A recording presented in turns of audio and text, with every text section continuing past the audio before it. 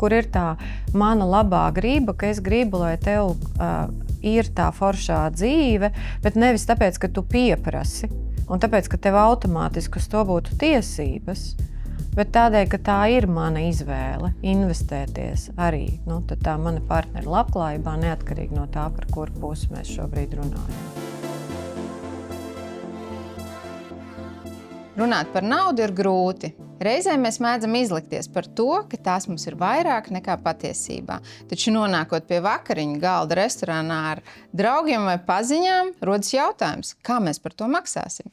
Mani sauc Ginte Zemgale, esmu bankas Citadele Baltijas klientu pieredzes vadītāja, un, lai parunātu par naudu un savstarpējām attiecībām, esmu uzaicinājusi Kristīnu Balodi, klinisko psiholoģi. Sveiki, Kristīna! Sveiki!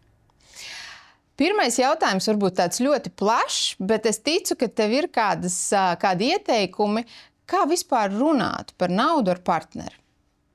Man liekas, vienmēr būtiski ir uzdot jautājumu, nevis vai man runāt vai nerunāt ar partneri par naudu, bet ja es runāšu ar partneri par naudu, kas manā dzīvē uzlabosies un kas mūsu attiecībās uzlabosies. Mums ir vajadzīgs trešais, mums ir vajadzīgs kā tāds virsmērķis, uz kuru mēs tiecamies. Jo neviena saruna par naudu nebūs vienreizējs pasākums. Un lielākoties līdz šim tai komunikācijā, es teiktu, liela daļa izaicinājumu runājot par naudu rodās, jo mēs gaidām, ka viena saruna par naudu atrisinās runu par naudu.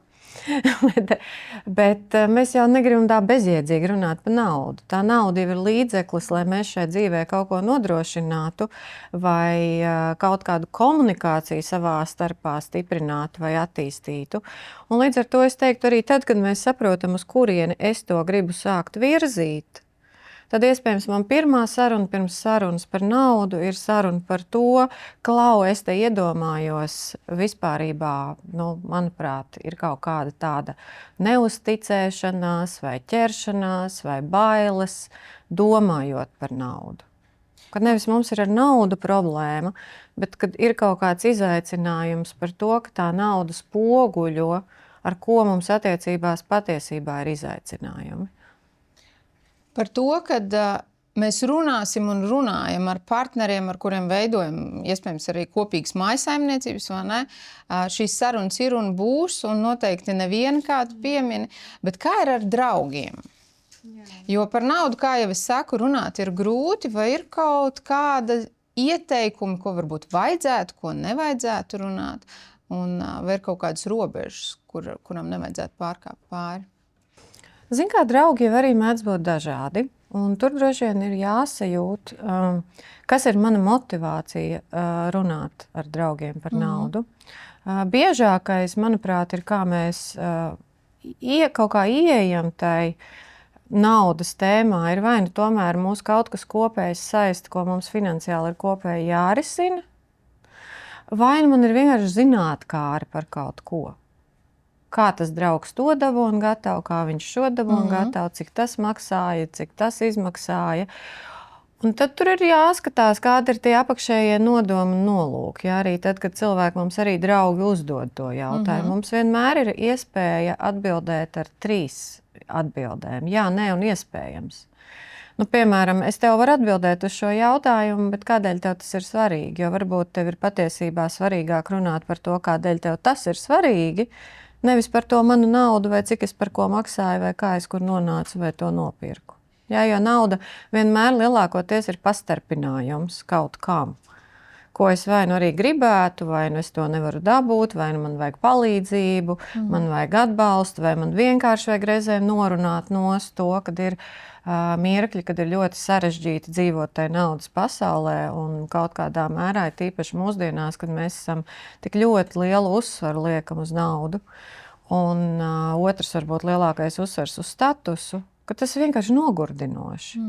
Tas ir vienkārši nogurdinoši un smagnēji, jo būtībā jau tas ir līdzeklis, caur kuru mēs veidojam dzīves labklājību un miedarbību. Tas, ko es sadzirdu tevis stāstītajā, ir, kad ir svarīgi arī pastāstīt, kāpēc es gribu runāt par naudu, vai ne? Arī savstarpējās attiecībās gan ar partneri, gan ar draugiem, lai šis nolūks varbūt būtu skaidrāks un nerastos tādi pārpratumi. Un mēs jau tāpat jūtam. Mēs jau tāpat jūtam tas, ko mēs reizēm, manuprāt, neņemam vērā, ka šķiet, ka otrs nenojauš to, kur es esmu, bet man ir intonācija, man ir dzīves konteksts, kurš stāsta, man ir iepriekšēji visādi izgājieni, kad šis jautājums uzsēžās tikai vienīgi jau uz iepriekš notikušām sarunām. Un arī, es teiktu, kaut kādā mērā tā nedrošība, ka mēs ļoti bieži vienkārši reaģējam, tad, kad šie jautājumi, kas mums ir sāsinātie jautājumi, kaut kādā mērā kļūst aktuāli, nevis pieņemam lēmumu, kur es to sarunu gribu virzīt, vai es gribu atbildēt, vai es gribu paņemt sev kaut kādu laiku, lai saprastu, kā atbildēt, bet ka viņa tā atbilde ir tāda reaktīva, vai nu arī nobloķēšanās ir tikpat reaktīva. Nomainu tēmu, kaut kur tur, nezinu, aizēju projām, vai tāds skaldi valdi, nē, bet būtībā jau tā ir komunikācijas brīvība. Bet arī atceroties to, ka vēl, ja es atgriežos mazliet pie tiem draugiem, kā mums jau mēdz būt arī izdevīgi cilvēki, tīpaši vīriešu auditorijai, ļoti bieži jau tur tā skumjākā daļa ir, ka tie jau īsti pat ir jāpadomā, vai tie ir draugi, jo tie iespējams vienkārši ir izdevīgi cilvēki, un tad ar izdevīgiem cilvēkiem runāt par savu naudu vai par viņu naudu. Arī ir savādāk. Un tur droši vien arī tas atklātības līmenis un cilvēcības līmenis var tikt ietekmēts, domājot stratēģiski, ko tas nozīmēs, piemēram, kaut kādām mūsu sadarbībām vai manām idejām par iespējamo sadarbību vai manu statusu, kurš man ir jāsaglabā, lai otrs ar mani sadarbotos. Un tur jau sākās, tas vairs nav par naudu, ja? Tas vairs nebūs par naudu attiecīgi. Tevis teiktais patiesībā mani iedvesmoja atcerēties sen dzirdētu frāzi. Es neatceros gan, kur es to lasīju vai dzirdēju, bet tas, ko tu saki, iedvesmo atkal par to padomāt. Jā. Un tas, ko tu teici, ja es jūtu, visdrīzāk tas tā arī ir. Jā, un nevajag neusticēties sev. Un ja es jūtu, es vienmēr varu uzdot cilvēkam to jautājumu. Jā. Vai ja man ir šaubas, vai ne? Jā.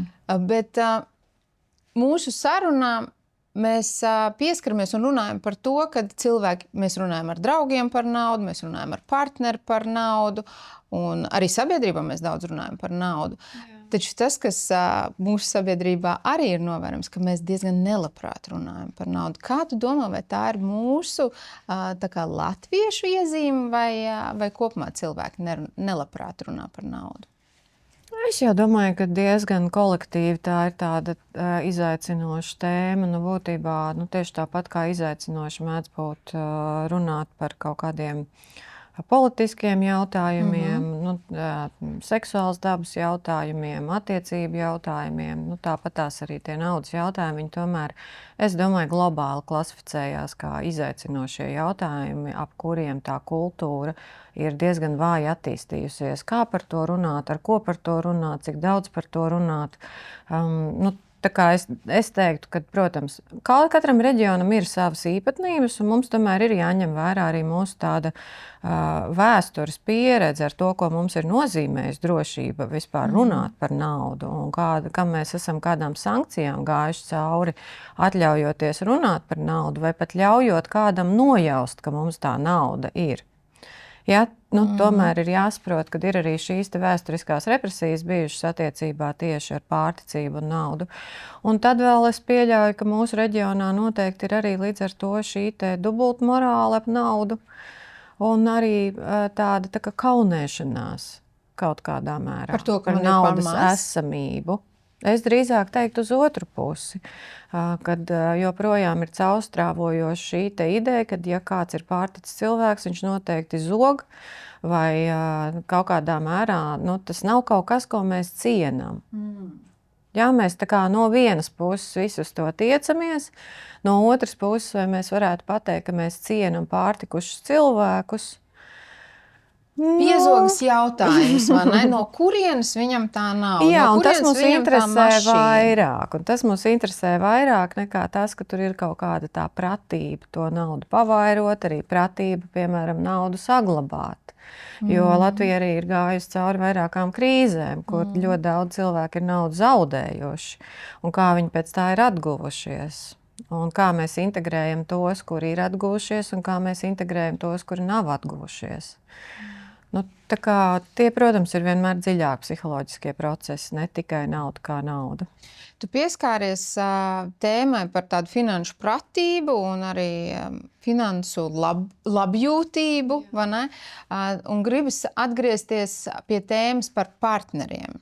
Un viena no finanšu pratības lietām, ko es gribētu pieminēt, noteikti ir šī uzkrājuma veidošana. Kā tu skaties uz situāciju, ja, piemēram, viens no partneriem slepus veido uzkrājumu un nelabprāt dalās ar otru partneru par to? Zini, kā man gribās šo jautājumu pagriezt mazliet varbūt vēl no cita rakursa. Jo redz, ko mēs saprotam ar pārticību. Ja mēs tā kā visu nonivelējam tikai līdz konkrētai naudas summai kontā, ja, bet nauda var mūsu dzīvē pārstāvēties ļoti daudzos dažādos veidos. Un tad, ja mēs izliktu visas tās kārtas, kurš ko uzkrāja, jā, kāds uzkrāja draugu resursus, kāds uzkrāja materiālās vērtības, citās izpausmēs, kustāmas, nekustāmas, investīcijas savā izglītībā, darba spēju celšanā ar 3 augstākajām izglītībām un vēl viskaut kādiem sakariem. Un tad mēs pretī noliekam tur to bankas kontu, kam, protams, arī ir svars, bet es tomēr gribētu skatīties paplašinātāk, jo, manuprāt, tas ir tas bāziskais jautājums, ka ļoti daudziem resursiem mēs pretī joprojām neliekam cipariņus, un tas partneru starpā veido neviennozīmīgu tādu situāciju, kurā tas caurspīdīgums nebūs tikai par to, kāda ir mani finanšu uzkrājumi, ja? Bet, piemēram, cik stratēģiski ilgi es jau kaļu plānu, kā vienā dienā es, piemēram, atdalīšos, un kas būs viss tas atbalsts, un kā es no tās sistēmas izkāpšu ārā. Ja? Tā kā, tur tādi interesanti jautājumi, jo mēs, protams, kad varam investēties ļoti dažādi un to pārticību uzlūkot ļoti dažādā veidā. Un savukārt vēl viens tāds rakurs, no kuras to var paskatīties. Mēs būtībā, tas, kā es savā praktiskajā darbā, tomēr daudz strādājot ar pāriem un tieši šīm 3 būtībā dinamikām, kas ir pašrealizācija un mājsaimniecība, kā es saku, mums pieaugušiem cilvēkiem visiem ir kaut kur jādzīvo. Un tas nodarbina katru cilvēku. Tad mums ir ģimenes institūcija, jo agri vai vēlu mēs vai nu nodarbojamies ar kaut kādu kopradi, vai nu radam tos pēcnācējus. Un tas ir vēl viens liels lielums, ap kuru sāk grozīties finanses, ja mēs apzināti patiešām uz to ejam. Un tad ir mūsu partnerattiecības, kas ir 3. lielums, kas ir absolūts jaunums mūsdienās. Ja, ka mūsu dzīves labklājība tieši partnerattiecību kvalitātē, kas būtu mūsu erotiskā saikne, romantiskā saikne, intelektuālā saikne, nav tā pati ģimenes institūcija un nav pašrealizācija mājsaimniecība. Un te mēs ieraugam tādu būtībā, varētu teikt, 3 stūri ar 3 lieliem tādiem lielumiem, kas katrs prasa pilnīgi atšķirīgu finanšu aprūpi. Ja jau būtībā vēlams mūsdienās, tas, kur mēs esam nonākuši rietumu sabiedrībā vismaz, mēs esam nonākuši pie tā, ka mēs veicinam jebkura cilvēka pilnvērtīgu talantu attīstību un spēju sev pārstāvēt arī finansiāli šajā pasaulē. Tātad finanšu autonomiju un spēju pastāvēt un tādu brīvību no vajadzības tikt atbalstītam mūža garumā finansiāli vai uzturētam. Es pat par dzimumiem Latvijā vispār neņemšos runāt, jo mums ir ļoti strādājošas paudzēs funkcionējošas finansiāli sievietes. Mums te nav nekāds mājsaimnieču kults, vismaz 3 paudzēs bijis. Mums varbūt ir maziņa grupa cilvēku, kas ir šādā veidā dzīvojoši, bet lielākoties mums tomēr ir strādājoša sieviete. Tas nozīmē, ka mums pat mantojumā jau ir nodota tradīcija, ka es kā sieviete uzskatu gandrīz vai tā kā par neiespējamu nerealizēt savus talantus, savas prasmes, savas iemaņas. Un tad ir tikai jautājums, vai man pietiek drosmes par to prasīt naudu. Jā, tas, ko mēs droši vien redzam arī visos finanšu rādītājos attiecībā uz sievietēm, ka ļoti daudz tiek veikti pirmkārt mazapmaksāti darbi, visapkalpojošā joma, daudz, kas tiek darīts vienkārši joprojām uz altruismu un entuziasmu un empātijas no tādiem balstiem, ne tik daudz uz objektīvu darba sadarbības nosacījumiem. Tad vēl ir šīs te papildus jomas, kas automātiski tiek deleģētas sievietēm, kā gandrīz 100% bērnu aprūpe un finansiāla apgādība un bērnu koordinēšana un organizēšana līdz pat izglītošanai un palaišanai tai autonomijā dzīvē.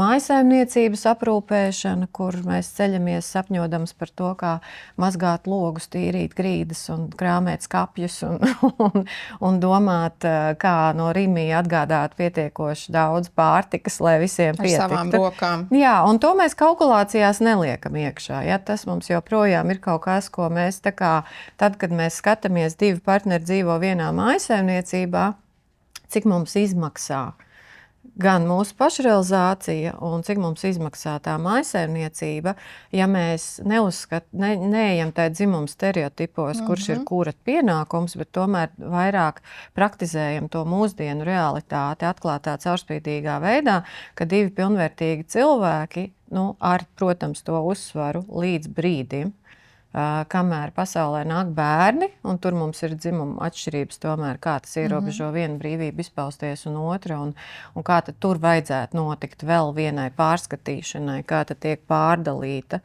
arī tā finanšu veiktspēja, finanšu attīstība, finanšu uzkrājumi un vēl vis kaut kas. Un kā mēs tad kopumā rūpējamies par bērnu labklājību un ko tas mums nozīmē, kas ir vēl tas cits jautājums. Un tad ir tās partnerattiecības, kas būtībā ir vēl viena investīcija, kas mūsdienās, es teiktu, mēs nu pat mācamies, ka vispār partnerattiecības nenotiek pašas par sevi, jo kaut kāda mīlestība tur visu atrisina. Izrādās kaut kādu laiku ir jūtu stāvoklis, un tiklīdz pazūd jūtu stāvoklis, pazūd atbildība, cieņa vai ieinteresētība vai vispār prasme kaut kādā mērā, tad to jūtu stāvokli praktizēt kā darbības vārdu, nevis atsaukties uz viņu kā uz attaisnojošu jūtu vārdu, nemaz nerunājot par erotisko un intelektuālo saikni, kas ir absolūti tikai un vienīgi atkarīgs no tā, vai mēs to redzam kā praksi, kurā mēs investējamies, un arī, protams, finansiāli izglītojoties, radot tam laiku un telpu, kas arī maksā, apmeklējot pasākumus, kuros mēs kā pāris varam augt un saprast vispār, kā tad ir tīpaši, ja mēs runājam par ilgtermiņu, aprūpēt sevi šajā te ziņā, ka tas nenotiks pats no sevis.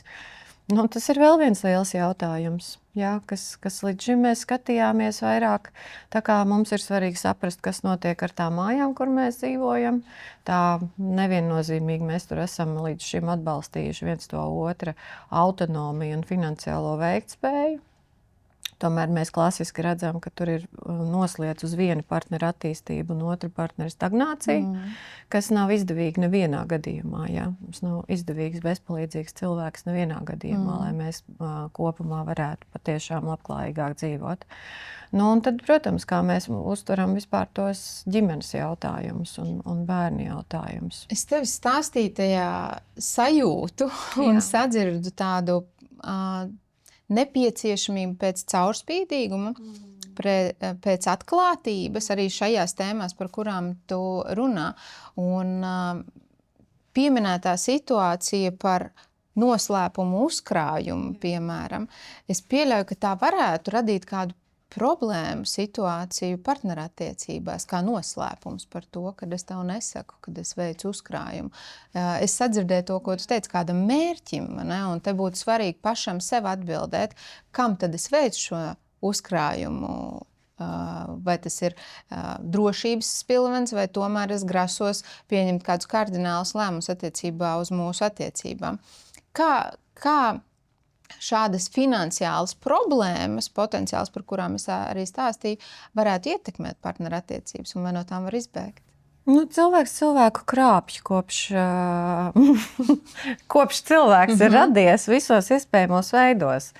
Un, ja mēs parasti to uzmanību līdz šim esam varējuši ļoti centrēt uz tieši to seksuālo krāpšanu un no tā tur taisīt milzīgas scēnas un šaušalīgas pārdomas, tad iespēja ir daudz vairāk. Iespējas ir vienmēr bijušas un arī ir izmantotas daudz vairāk. Jā, tā kā, mēs gribam domāt, ka tā intimitāte, kas būtu tas caurspīdīgums, nevis, ka mums ir seks un tāpēc mums ir intīmas attiecības, bet tāpēc, ka mēs esam atvērti cilvēki un mēs mācamies uzticēties viens otram. Gan finansiāli, gan emocionāli, gan seksuāli, gan vienalga kādā veidā mums ir jāuzticās. Tā tad būtu tā intimitāte, kur reprezentējās dažādos veidos. Bet es teiktu, ka tur arī mēs šobrīd esam tādā pārmaiņu etapā, jo ģimenes institūcija tomēr ir sena institūcija, un mūsu izpratne par partnerattiecībām ejot cauri dažādiem laikmetiem, viņi jau arī mainās. Bet mūsdienās mēs esam nonākuši līdz tam, ka mēs vairāk runājam par diviem līdzvērtīgiem partneriem, kā tādiem dzīves draugiem, kas būs viens otra dzīves liecinātāji, nevis vairs tik romantizēti par kaut kādiem mūžīgiem ilgtermiņiem, ārkārtīgi ambicioziem solījumiem, jo visa jau tā ambīcija kaut kādā mērā ir tikusi līdz šim balstīta arī iekš ārkārtīgi tādiem ciniskiem un es pat teiktu drastiskām metodēm, kā viņu saglabāt, kas ir visas iespējamās vardarbības formas, kas mums ir nodrošinājušas to ilgtermiņu.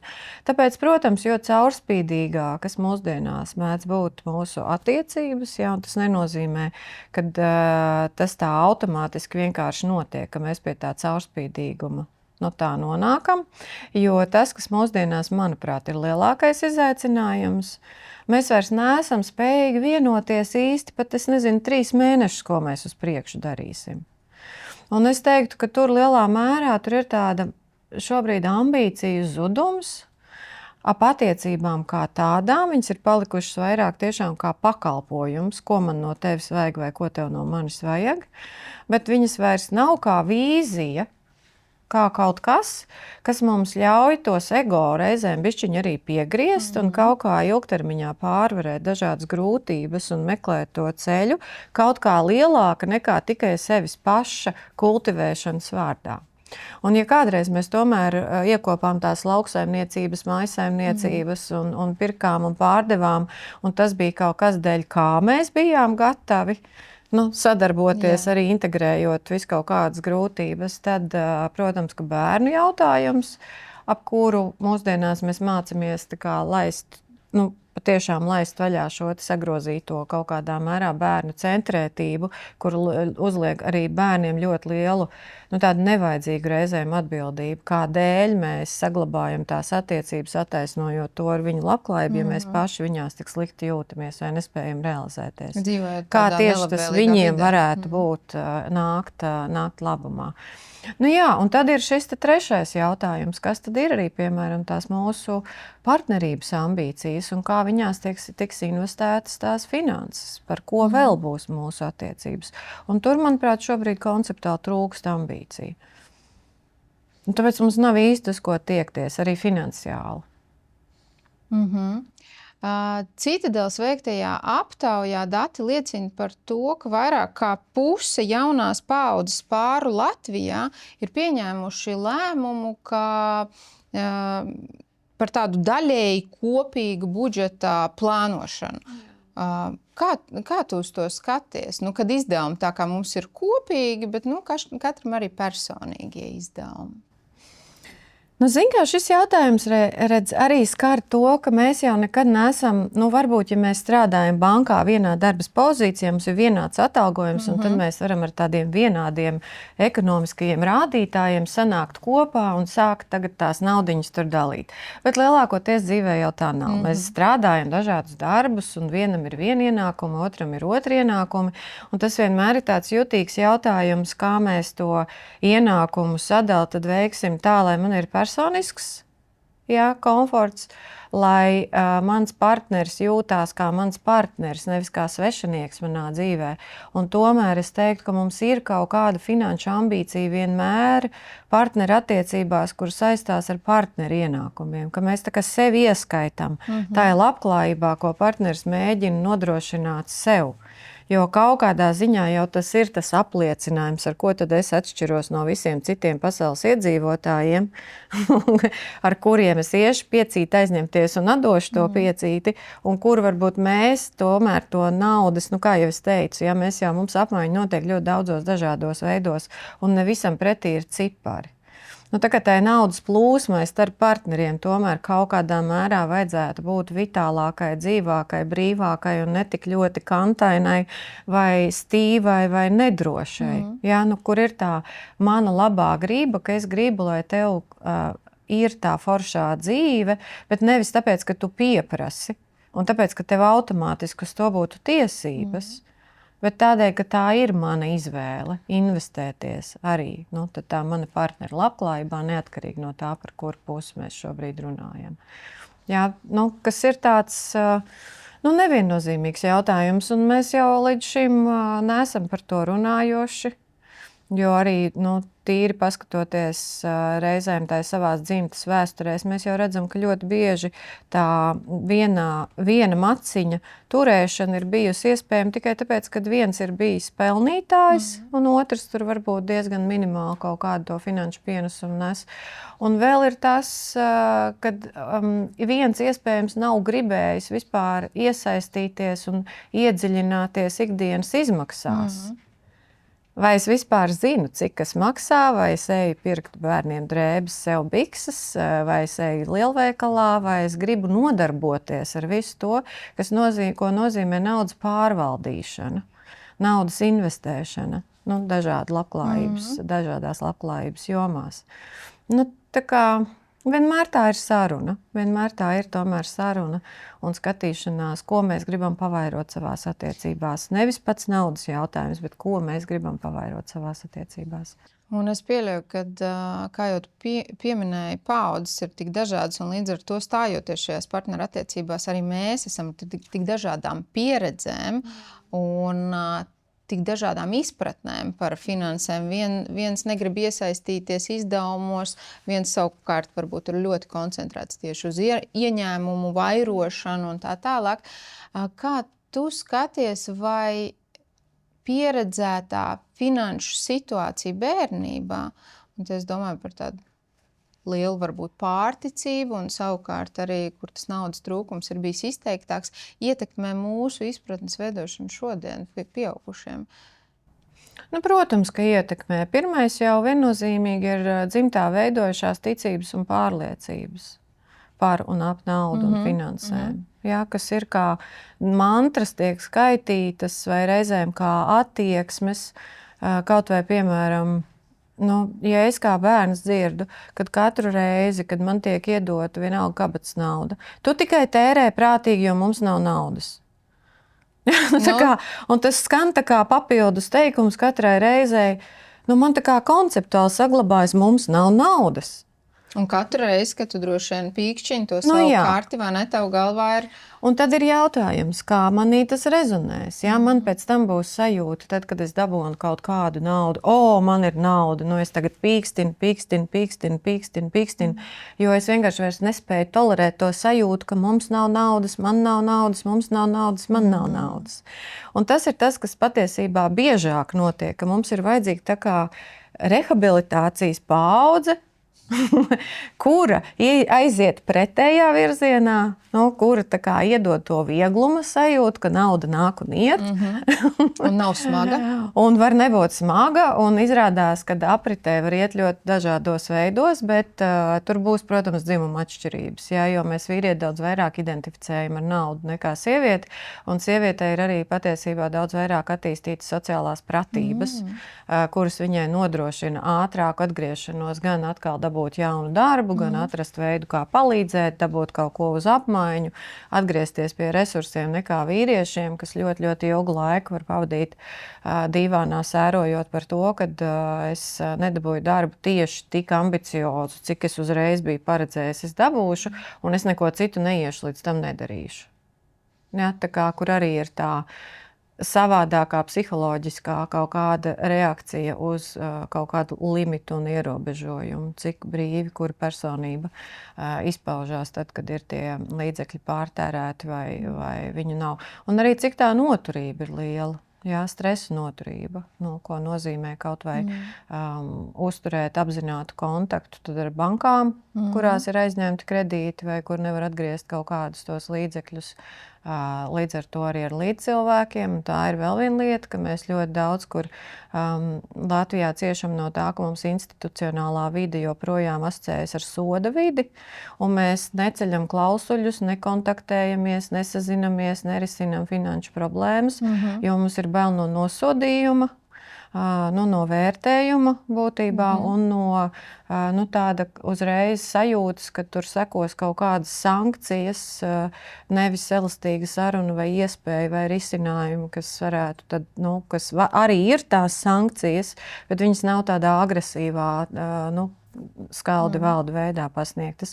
Un tas ir tas, ko mēs arī iemācamies, ja? Un tas ir tas, ko es saku par to vēsturisko mantojumu, ka mums nauda ir maksājusi dārgi, mūsu senčiem labklājība un statusa labklājība, gan materiāla labklājība mums ir maksājusi dārgi. Tas ir viena domforma, kura tagad pamazām varbūt var sākt risināties, bet būtībā tas ir 2 paudzes atpakaļ. Tas ir tepat, ja mūsu omīts un opīši ir cietuši no šīs kaut kādām pieredzēm, kas nākošajā paudzē ir vienkārši varbūt labākajā gadījumā kompensējušās. Un tad ir tagad tā jaunā paudze, kura mācās. Tā kā pirmkārt atkal pieņemt, ka finanses ir kaut kas, kas var būt.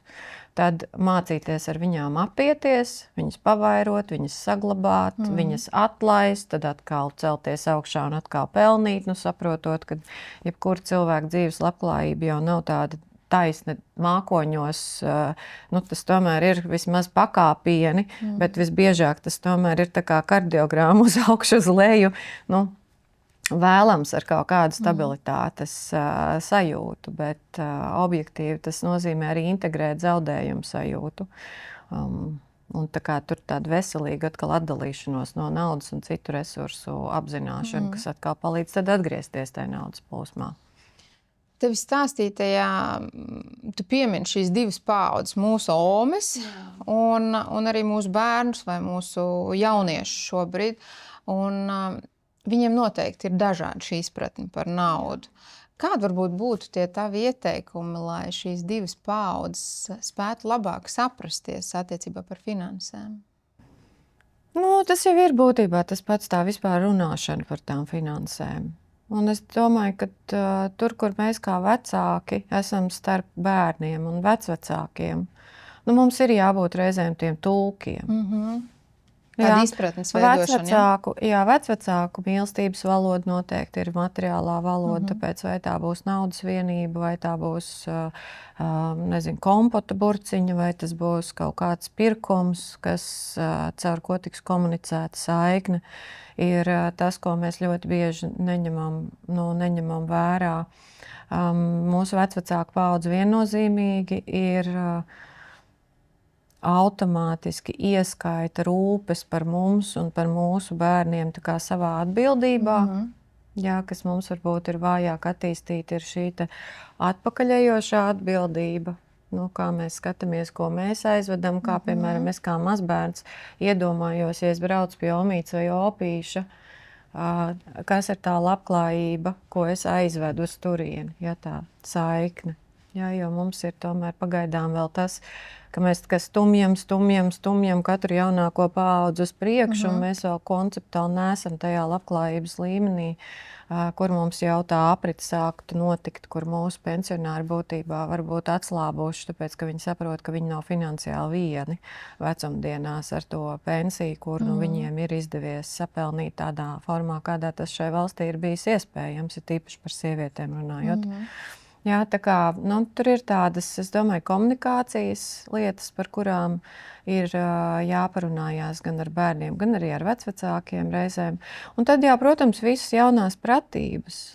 Tiešām visas jaunās pratības, kas mums visiem ir pieejams, arī pateicoties banku visiem piedāvājumiem un visām atvieglotajām gan aplikācijām, gan programmām, gan vēl kaut kas, manuprāt, palīdz jauniešiem jau daudz apzinātāk un foršāk rīkoties ar finansēm un sekot viņām līdzi un iet tai finanšu rotaļā.